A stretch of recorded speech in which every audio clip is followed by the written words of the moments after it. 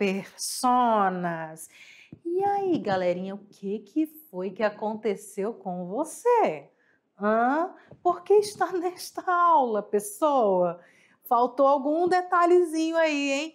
Deixou de perguntar aqui da prof a sua dúvida.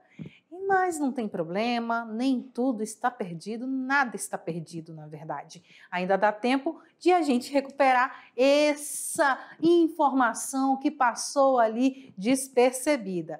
Beleza? Então, vamos lá para a nossa aula de revisão para recuperação. Vamos lá.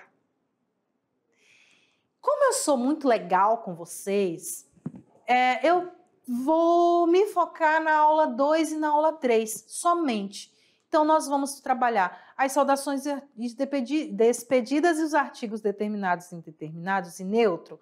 Primeiro, lembrando sempre que as saudações e as despedidas, elas estão ali presentes no nosso cotidiano e que elas existem de forma formal e de forma informal. Vai depender muito de quem eu falo, com quem eu falo, para eu saber o uso correto. Então, as saudações formais são buenos días, buenas tardes, buenas noches, gusto verlo, como está usted? Sempre tudo voltado, galera, para o usted, que seria, ou ustedes, que seria o senhor ou senhora, certo? Já o informal, ele sempre vai estar voltado para o tu, que é o você, é a forma mais informal, com quem eu falo, com os meus amigos, com as pessoas que eu tenho mais intimidade, certo? E as respostas, elas vão estar da mesma maneira, tanto formal quanto informal. Bien, muy bien, todo bien, e tu ou usted, dependendo de quem eu falo, de com quem eu falo. Já as despedidas também vão ter os seus usos formais e informais. Os formais, onde eu vou usar o adiós, buenas noches, nos vemos pronto, saludos. Esses saludos é mais comum ainda quando eu vou falar informalmente. Saudações, nos vemos em algum momento, nos vemos pronto. Vocês viram que eu trato vocês até um pouco formalmente, né? Às vezes eu falo, nos vemos pronto, e às vezes eu falo, hasta pronto. Então, vai depender muito do contexto em que ele está sendo usado. As despedidas informais é o tchau, cuídate, hasta luego, hasta mañana. Sempre que eu quero falar até logo, até amanhã, ao invés de nos vemos, pronto, nos vemos amanhã, nos veremos na próxima semana, e aí vai ser a diferença de um para o outro. Já os artigos, eles são definidos, eles são divididos, quase que não sai, eles são divididos em 3, determinados, indeterminados e neutro. Este último aqui não existe em língua portuguesa, somente na língua espanhola, porém, nessa aula nós não vamos nos aprofundar muito nele, vamos falar nele bem rapidinho, só para que você consiga identificar se caso ele tiver em algum texto, mas nós vamos nos focar nos determinados e indeterminados, definidos e indefinidos. Os determinados, eles já estão dizendo tudo, né? Eles vão definir, vão se referir a um elemento que já foi mencionado no texto, ou eles vão se referir a um elemento que as pessoas do discurso, os interlocutores, as pessoas que estão conversando, quem está ouvindo, quem está falando, já conhece. Então, ele vai determinar. Não é uma cadeira qualquer, é la cadeira azul, a cadeira azul, la silla no caso, perdão. Cadeira é outra coisa, cadeira é nosso quadril. Em espanhol, cadeira é silla. Então, la silla azul, a cadeira azul. Não é qualquer cadeira, eu estou falando especificamente de qual é. E quando é que eu vou utilizar o meu artigo determinado, professora? Antes dos substantivos, certo? Eu utilizo ele antes de substantivo. Tem outros usos? Tem outros usos, nós vamos ver já já. Mas sempre antes de substantivo eu vou utilizar o meu artigo. O ele, que é o nosso o los, que é o nosso os, o lá, que é o nosso a, e o las, que é o nosso as. Por conta desse plural celos, que há a confusão do brasileiro em achar que o masculino é lo. E, na verdade, não é. O masculino é el, tá? Então, não confundam. Quando é que eu uso? Diante de substantivo. El niño, la calle, los vecinos, las fiestas. Para avaliar uma proposta. Para falar de alguma coisa sem precisar repetir tudo novamente. Para me referir a alguma coisa. Eu utilizo também ele como professora. Da seguinte maneira, me agrada mais lá de color azul. Olha, aqui nesse lá tem alguma informação. Digamos e essa informação é conhecida pelo meu interlocutor, ou no meu texto já foi falado anteriormente. Então, eu posso estar falando de camisas, né? Então, me agrada mais a de cor azul. Eu não preciso repetir, me agrada mais a camisa de cor azul.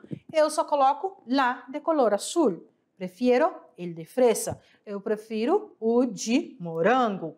Então, eu já falei que eu prefiro, digamos que é sorvete.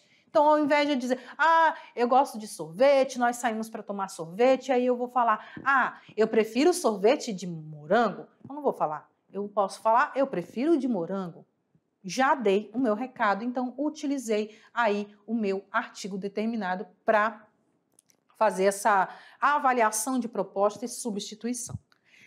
Antes de quantificadores pronominais, de palavras que indicam quantidade, por exemplo, los dos professores são muito buenos. Los dos, olha os dois. Não é só um, são os dois. Las poucas vezes, não foram muitas, foram poucas. Las poucas vezes.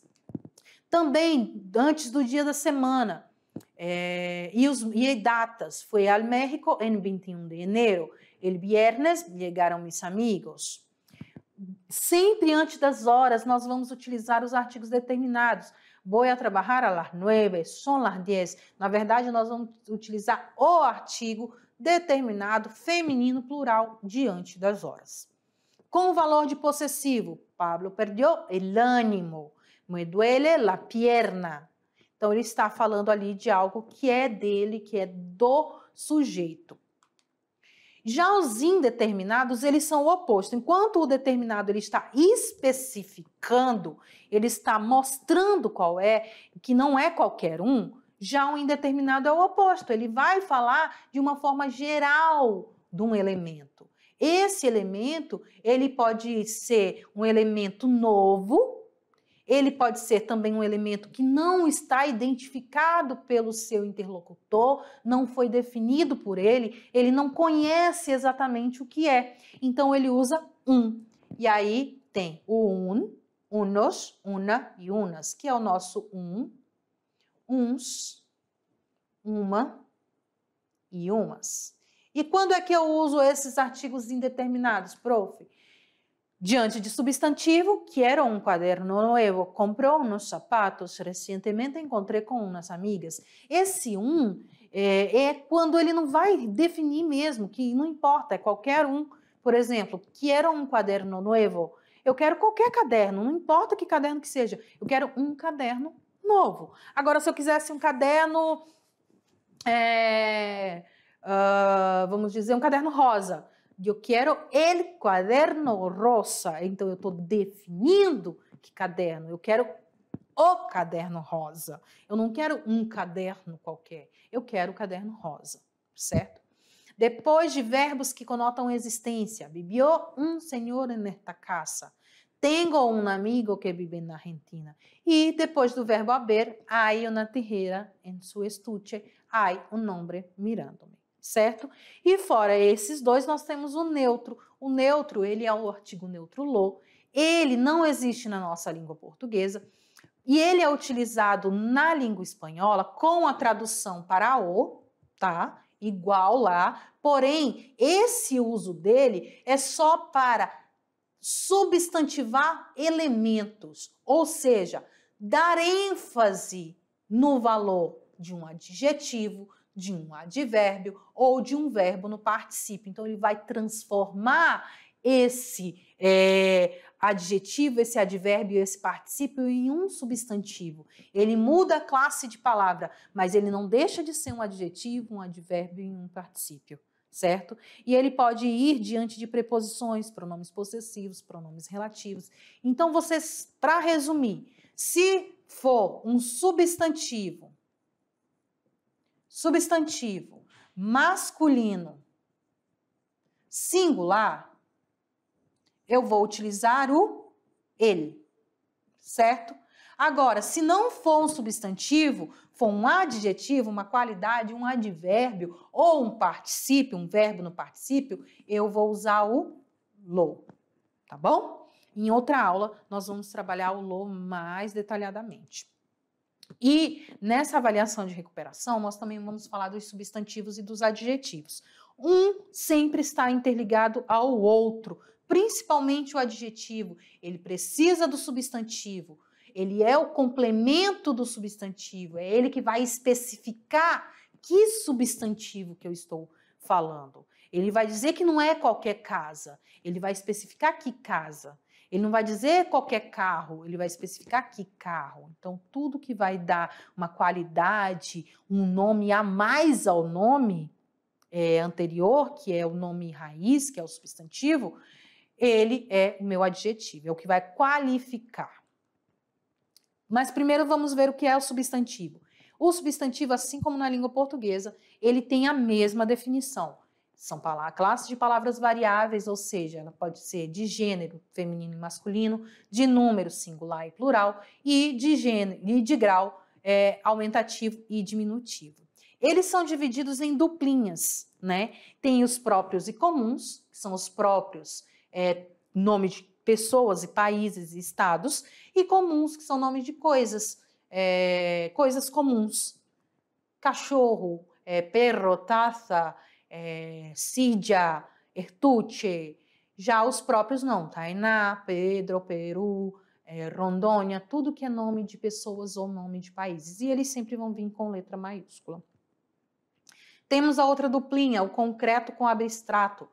Concreto é tudo que eu posso pegar, puerta, Juan. Professor, ele pode ser comum e concreto? Sim. Próprio e concreto? Sim, porque eu posso tocar no Juan. Eu posso vê-lo, eu posso saber que ele está ali. Já o abstrato não, é aquilo que eu não posso ver e não posso tocar, ele é um ser inanimado. Então, a amistad, belleza, amizade é um sentimento, então todos os sentimentos são abstratos. Nós temos simples e composto, ojo, sapato, então tudo que está sozinho, uma palavra só para indicar uma coisa, ele é simples. Agora, quando eu preciso usar duas palavras para falar o nome de uma coisa só, ele é composto. Por exemplo, para rádio, são duas palavras, para e raio. E eles vão, que serve o quê? Que é aquele objeto que parece uma antena, às vezes, né? Que é o para-raio. Primitivos e derivados. Primitivos é a palavra original, né? Por exemplo, tinta. Tinteiro é o derivado de tinta, é o que veio depois dela. E, por último, os coletivos, que é a junção de vários seres da mesma espécie, que ele vai receber um nome, que é o coletivo. O gênero do substantivo, ele é dividido em masculino e feminino, onde tudo masculino e feminino, onde os masculinos é tudo que termina em arre e ambre, e o feminino, tudo que termina em umbre, menos alumbre, que é um masculino, tá?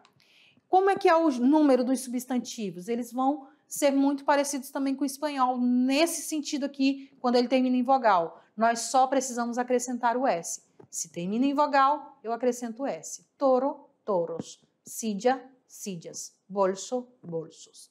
Já, se ele terminar em consoante, eu vou acrescentar o ES. Caminhão, caminhones. Mulher, mujeres.